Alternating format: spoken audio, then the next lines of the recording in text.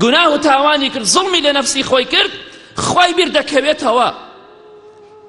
بۆی ئیمامی عەبدوڵڵای کوڕی عەمر وەکو ئیمامی ئیبن مبارەک ڕەحمەتی خوا لەبێ عەبدوڵڵای کوڕی مبارەک بما ڕیواتەکان لە زوهدی خۆیدا دەفەرمێ ڕۆژێکیان ئیمامی عەبدوڵڵای کوڕی عەمر کە سەحابەی پێغەمبەری خوایە صلی الله عليه وسلم زۆر گریا، پیاوێک لەگەڵیا بوو زۆر سەری سوڕما، ئەم سەحابەیە بۆ بەم جۆرە دەگری؟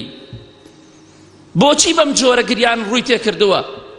سەحابەیەکی عالمی ناو عالمەکان کە زۆر بەناوبانگ و ناو سەحابەکان عالمێکی زۆر گەورە بۆ ڕەزا و ڕەحمەتی خوا لێبێ ئیمامی عەبدوڵڵای کوڕی عەمر فەرمووی عەجایبت لە گریانەکەی من دێ، سەرت سوڕماوە لە گریانی من، سەیری مانگی کرد لە ئاسمان فەرمووی إن هذا ليبكي من خشية الله. برای بەڕێزم لات سەیر نەبێ من دەگریم، ئەو مانگە لە ترسی خوا ئەگری.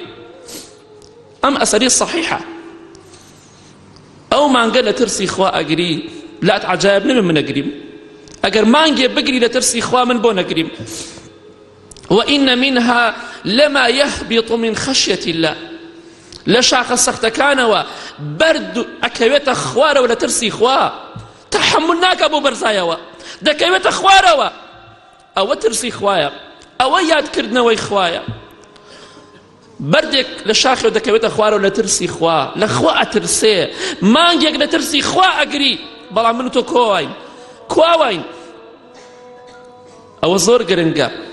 ئینسان بە بیستنی ئەمایەتانە سوێن بەخوا شەرمەزاری و خەجاڵەتی و ڕوڕەشی ڕووی تێکات. ئەوە خۆشەویستانی خوا ئاوەها بوون، متەقیەکان ئاوهان ذەکەروا الله فاستەغفروا لذنوبهم، یەکسەر داوای لێخۆشبوون لە خواکەن، ئەزانن ئیشەکەیان کارێکی خراپە.